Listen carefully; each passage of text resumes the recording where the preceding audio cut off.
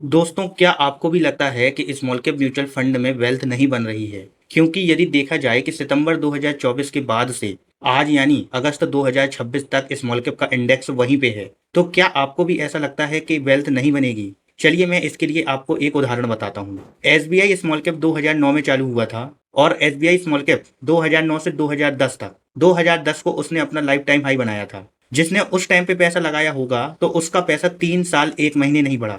यानी यदि आपने 2010 के हाई में 10 लाख रुपए लगाए होते तो आपके 2013 तक केवल वो 10 लाख ही रहते, यानी आपका पैसा 3 साल तक नहीं बढ़ा। लेकिन यदि आप आज देखेंगे वही 10 लाख तो 1.41 करोड़ है। यानी कि आपका भले शुरुआत के 3 साल पैसा नहीं बढ़ा, लेकिन आज पैसा 14 गुना हो गया है। और वैसे ही जो ये 2 साल का वेटिंग पीरियड है, यदि आपने 2 साल बाद पैसा लगाया होता, यानी 2010 के 2 साल बाद यानी 2012 में, तो आज आपका वही 10 लाख होता 1.52 करोड़। और यदि आपने लास्ट में लगाया होता यानी 2013 के लास्ट में, जब जब बाजार वहीं पे पहुंच गया था, तो आज पैसा होता 1.40 करोड़। अब आपको ये जो तीनों रकमें हैं ये आपको तीनों एक सी लग रही होंगी, लेकिन इन तीनों में सीएजीआर का बहुत बड़ा डिफरेंस है।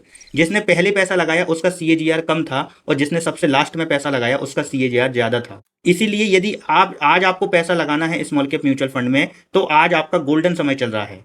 क्योंकि जिसने सितंबर 24 में लगाया उसका पैसा 1 रुपये नहीं बढ़ा, यानी उतने समय का सीएजीआर चला गया। यदि आप आज लगाते हैं तो आज से बाजार उठता है तो आपको आज का सीएजीआर में बहुत फायदा होगा। इसीलिए आप लोग भी डरे ना, स्मॉल कैप म्यूचुअल फंड में पैसा लगाते रहें। ये मत सोचें कि ये हो जाएगा वो हो जाएगा, कोई मतलब नहीं रहेगा। जब वेल्थ बनेगी तो उसके बाद कुछ नहीं रहेगा आपके पास पछताने के अलावा।